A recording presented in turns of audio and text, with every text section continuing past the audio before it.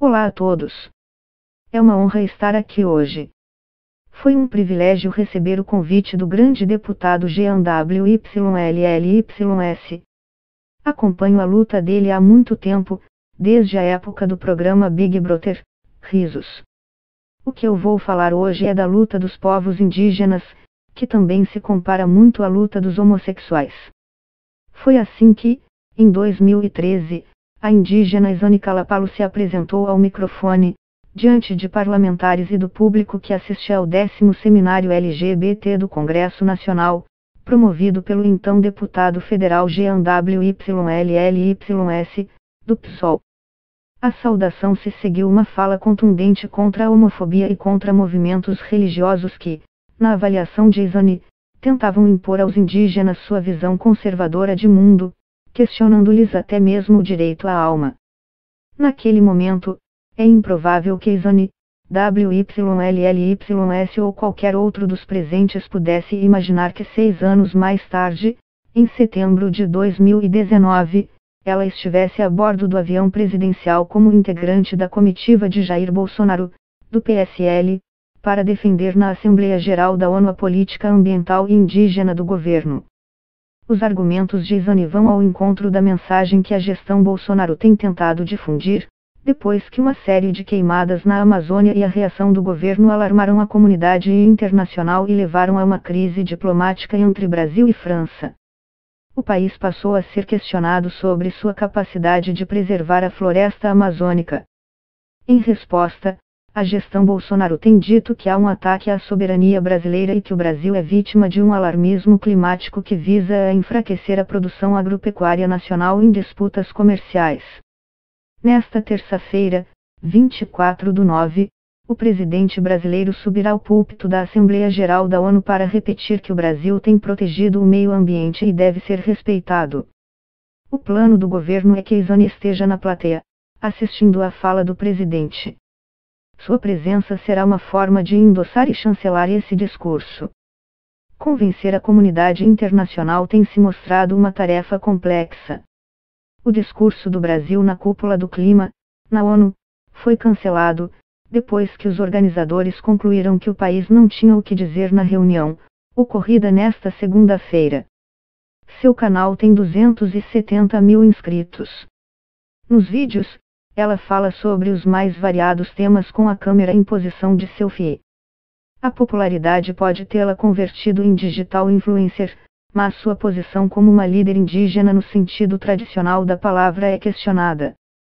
Ao contrário do homem branco que, na maioria das vezes, elege um político sem preparo como liderança, os indígenas recebem orientações e treinamentos desde muito cedo até o momento de se tornarem líderes e assim representar seu povo, afirmou em texto o Instituto Raoni, do cacique Raoni Kaiapó.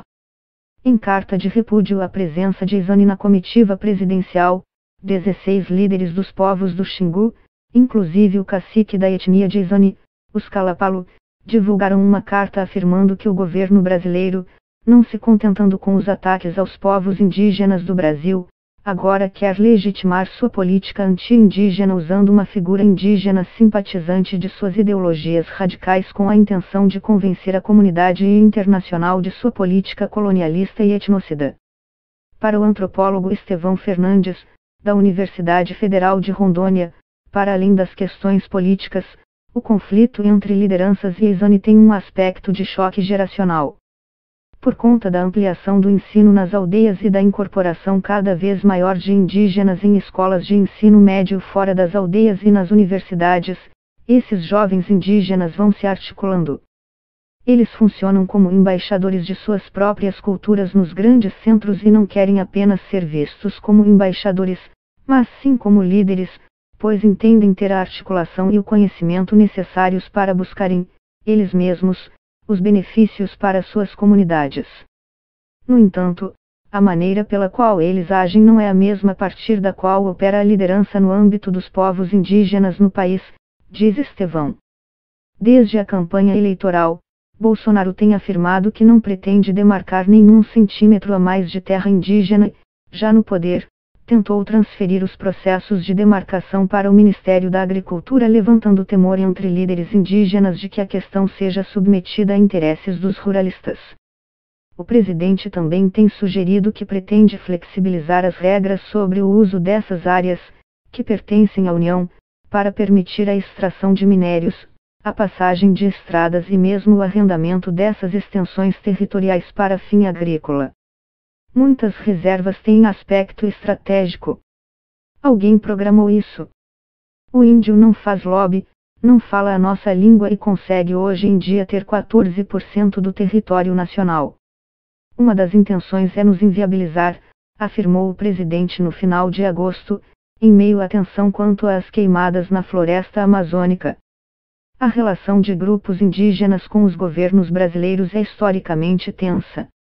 No período militar, a integração da Amazônia trouxe devastação e epidemias para as aldeias indígenas, com a abertura de estradas e construções de usinas hidrelétricas. Mas governos de esquerda tampouco mantiveram relação mais harmoniosas com essas populações. Além de não demarcar novas terras, a ex-presidente Dilma Rousseff seguiu o plano de construir a usina de Belo Monte, em Altamira, PA. Izani foi uma das vozes que mais combateram a instalação da usina na Amazônia e se considerou traída por Dilma, a quem havia apoiado.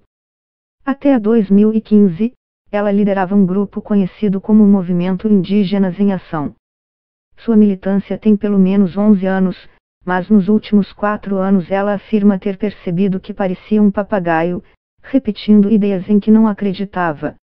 As pessoas dizem que eu fui comprada para ser direitista. Eu sou tão gananciosa a ponto de vender a minha alma. Passei por muitos movimentos em que eu realmente vi as pessoas se venderem por migalha. Ela explica no vídeo porque eu sou indígena de direita. Criar conspirações de que eu fui paga pelo Jair Bolsonaro, eu jamais faria isso, continua na mesma publicação. Ela diz apenas que estudou política e entendeu que se reconhece mais nos ideários da direita. Em 2018, ela afirma ter ido à casa de Bolsonaro e ter sido convencida por ele a dar seu voto. Para Izani, muitos dos seus parentes são de direita, apenas não sabem disso.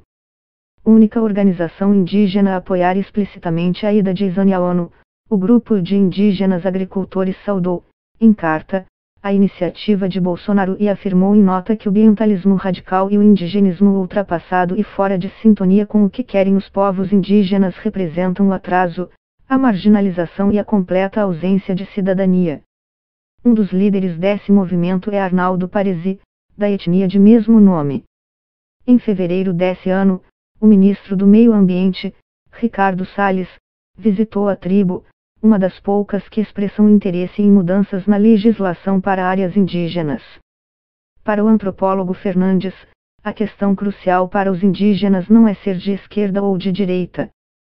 Para explicar o seu ponto de vista, ele recorre às palavras do cacique Ailton Krenak. No ano passado, Krenak disse que não se preocupava com a mudança de governo, que eles resistem há 500 anos e vão seguir resistindo, que a ele preocupava se os brancos, sim, resistiriam. Então é isso. Os indígenas existem e resistem muito antes dessas divisões e vão seguir lutando quando elas já forem passado.